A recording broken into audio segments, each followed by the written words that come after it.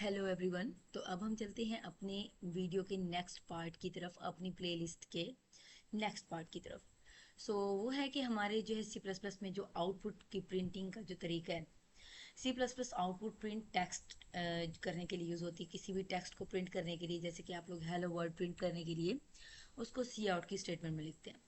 अब C plus plus में सी out का ऑब्जेक्टिव क्या है वो हम पढ़ेंगे। The C out objective together with the comparison operators is used to output values and print text।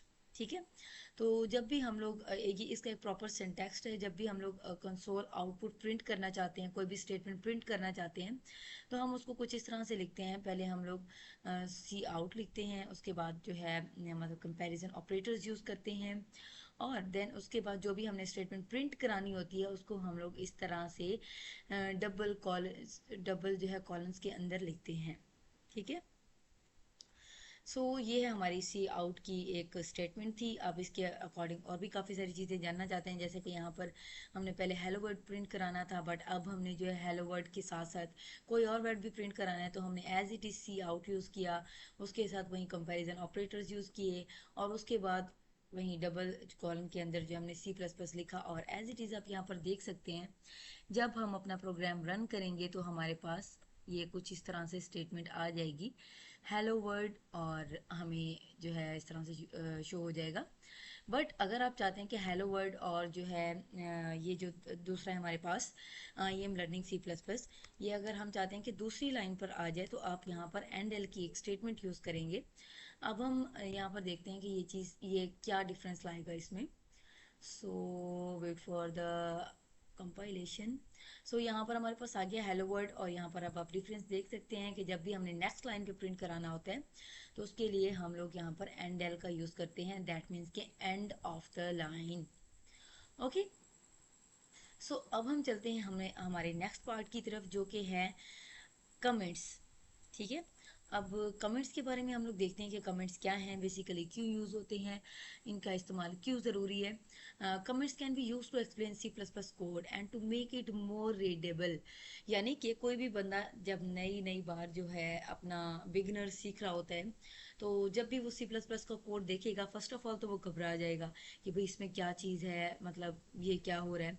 But अगर हमने कमेंट्स उसमें ऐड किए हुए होंगे, तो उसकी इंफॉर्मेशन में इजाफा होगा, उसकी अंडरस्टैंडिंग मज़ीद क्लियर होगी, इंस्टेड ऑफ कि हम एक सिंपल प्रोग्राम लिखें और उसमें कोई कमेंट ऐड ना करें।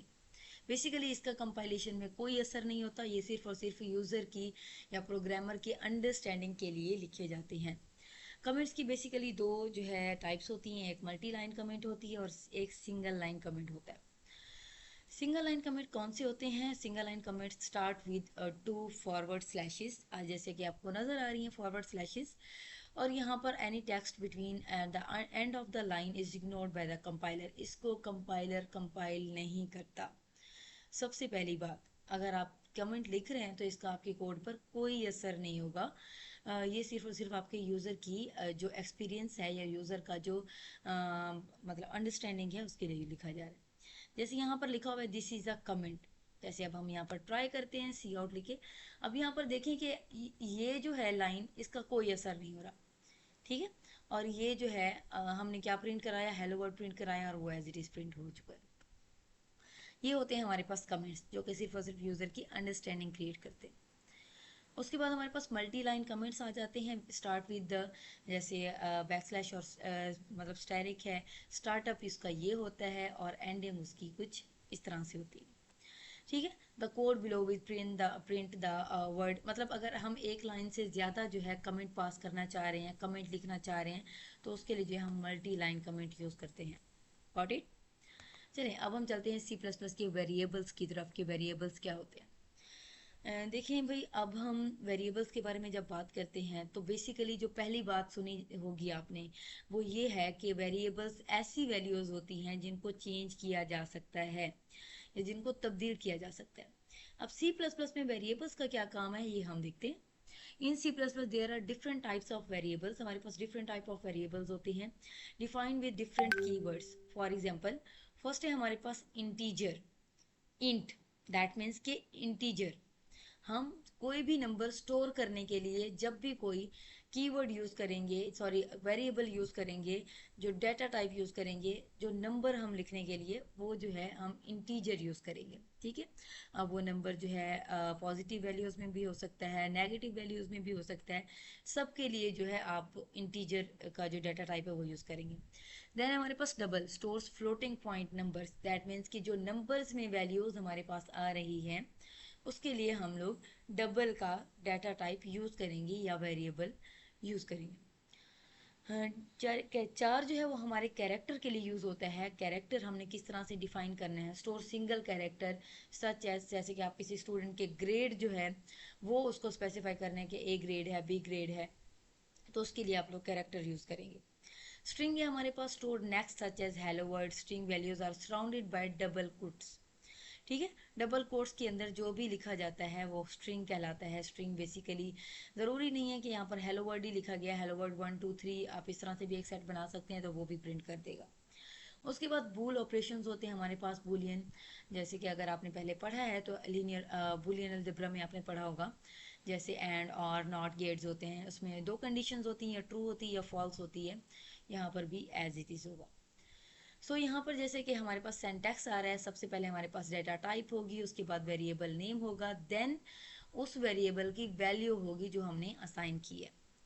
Where type of one of the C plus plus type such as int, that means कि इंटीजर, और वेरिएबल नेम जो है वो एक्स है, जो कि किसी भी कोई भी नेम आप दे सकते हैं। The equal sign is use to assign values to the variable, इसे बेसिकली असाइनमेंट ऑपरेटर भी कहते हैं, इक्वल टू को। ठीक है, अब यहाँ पर हम देखते हैं create variable called my number of type है हमारे पास इंटीजर डाटा टाइप, और हमारे पास असाइन जो है वैल्यू की हमने वो 15 की। यहाँ पर देखें हमारे पास एक नंबर है जिसको हमने यहाँ पर उसके सिंटैक्स में लिखा है, पहले उसका डाटा टाइप लिखी है, दैट मीन्स कि इंटीजर, क्योंकि यहाँ पर नंबर यूज हो रहा है तो हम यहाँ पर इंटीजर लिखेंगे। और यहाँ पर माई नम, दैट मीन्स यहाँ पर आप वेरिएबल नेम अपनी मर्जी का दे सकते हैं, यहाँ पर माई नंबर लिखा हुआ है, आप नंबर 1 भी लिख सकते हैं, या मतलब कुछ और भी, ए भी लिख सकते हैं, एक्स भी लिख सकते हैं, आपकी मर्जी है। ट्राई योर सेल्फ पे क्लिक करते हैं ताकि हमारी अंडरस्टैंडिंग मजीद जो है क्लियर हो। चलिए, अब तो ये हो गया कि आपको यहाँ पर एक नंबर स्पेसिफाई किया गया है, बट अगर हम लोग कोई स्ट्रिंग यूज़ करना चाहते हैं तो हम लोग स्ट्रिंग कुछ इस तरह से लिखेंगे, string name is equal to Asma 1 2 3, okay, और इसको कुछ इस तरह से लिख देंगे। सो अब यहाँ पर हमारे पास आप देख सकते हैं कि आउटपुट में हमें एज इट इज़ स्ट्रिंग भी शो हो जाएगी। ठीक है, एक मिनट, यहाँ पर मेरा ख्याल है कोई चीज़ मसला हो गया, बल्कि अब हम लोग करते हैं क्या करते हैं, फ्लोट यूज़ करते हैं, फ्लोट डाटा टाइप, और यहाँ पर नंबर 1 या फिर x इज इक्वल टू 3.9 लिखते हैं, और इसको यहाँ पर, सॉरी यहाँ पर प्रिंट नहीं कराया गया था, इस वजह से वो वैल्यू शो नहीं हो रही थी। सो अब हम उसको प्रिंट भी करा देते हैं। String name is equal to हमारे पास है, जैसे कि हमने यहाँ पर क्लिक किया अस्मा 1 2 3, और इसको कॉलन में बंद करते हैं और यहाँ पर देखते हैं। अच्छा, एक बात याद रहे, जो भी आप ऊपर वेरिएबल डिक्लेयर करा रहे हैं नीचे उसको प्रिंट लाजमी कराइएगा, अदरवाइज आपके लिए मसले मसाइल बढ़ सकते हैं। यहाँ पर माई नंबर लिखा हुआ है, बट हम यहाँ पर क्या लिखेंगे, फ्लोट के लिए जो एक्स है हमने एज इट इज़ लिख दिया, और कंट्रोल जी, सॉरी यहाँ पर ये नहीं लिखेंगे, एज इट इज़ यहीं रहने देंगे, बल्कि यहाँ पर हम जो है चीज़ों को चेंज करेंगे। जैसे कि हमने एक्स प्रिंट कराना है और यहाँ पर हमने नेम प्रिंट कराना है तो हम नेम लिख देंगे। जब हम प्रोग्राम यहाँ पर रन करते हैं तो देखते हैं कि हमारी आउटपुट क्या आती है। ये हमारे पास एक आउटपुट है, बट क्योंकि हमने इसके एंड पे एंडल नहीं लगाया तो इस वजह से जो है हमारी आउटपुट इस तरह की आ रही। यहाँ पर भी एंडल ऐड कर दें तो आपको एंड ऑफ द लाइन आ जाएगा आपके पास, और आपको चीज़ें मज़ीद क्लियर हो जाएंगी। ठीक है, देखिए अब आपके पास जो है data type, different different data type हैं जो कि यहाँ पर शो हो रही है। Got it. अब हम चलते हैं मल्टी वेरिएबल्स के पास। मल्टी वेरिएबल्स में ऑलमोस्ट वही सारी चीज़ें हैं कि जो x है, y है, z है, उसको फिर वैल्यू असाइन की गई है, और एंड पे उसके ऊपर जो है अरिथमेटिक ऑपरेशंस अप्लाई कर दिए गए हैं, जिससे चीज़ें मज़ीद बेहतर हो गई।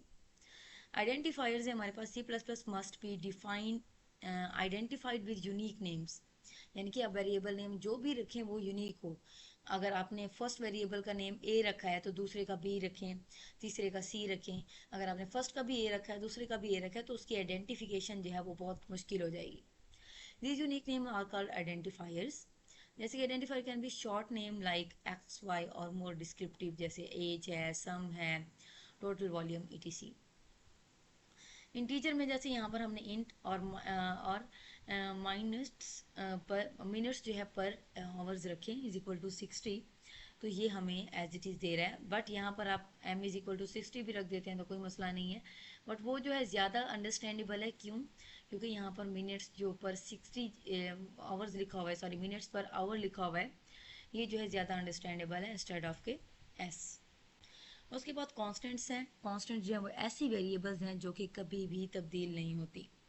ठीक है, जैसे कि यहाँ पर आपने कांस्टेंट, आपने जैसे यहाँ पर एक डाटा टाइप दी, उसके बाद उसका वेरिएबल नेम दिया और उसके बाद उसको वैल्यू असाइन कर दी, बट अगर आपने उसके साथ कांस्टेंट लिख दिया दैट मीन्स कि ये वैल्यू कभी भी तब्दील नहीं हो सकती। इसमें जो भी चीज़ प्रिंट होगी वो एज इट इज़ प्रिंट होगी। ठीक है, सो अब हम चलते हैं नेक्स्ट। हमारा जो पार्ट है वो है यूज़र इनपुट। यानी कि पहले हमने आउटपुट की बात की थी कि सी आउट क्या होता है, अब हम सी इन के बारे में बात करेंगे। You have already learn about C out, आपने सी आउट के पहले बारे में ऑलरेडी पढ़ लिया है, बट अब हम सी इन के बारे में बात करेंगे। सी इन जो है बेसिकली यूज़र से इनपुट लेने के काम आती है। जैसे यहाँ पर हम एक एग्जाम्पल रन करते हैं। यहाँ पर हमारे पास जो है एक नंबर है। सबसे पहले आपने देखा कि आपने एक वेरिएबल लिया और एक्स प्रिंट करा दिया, यहाँ पर आपने कोई वैल्यू असाइन नहीं की। अब आप चाहते हैं कि आप जो इनपुट है वो यूज़र से ले, तो आपने क्या किया, एक्स लिख दिया सिंपल और टाइप अ नंबर। आपने एक नंबर टाइप किया यहाँ पे कि आप कोई भी नंबर टाइप करें तो वो यूज़र यहाँ से आपके मांगेगा कि नंबर टाइप करें। देन जो नंबर है आप वो एंटर कर देंगे, जैसे 5 है। देन जो योर नंबर इज़, वो कह देगा कि योर नंबर इज़ 65।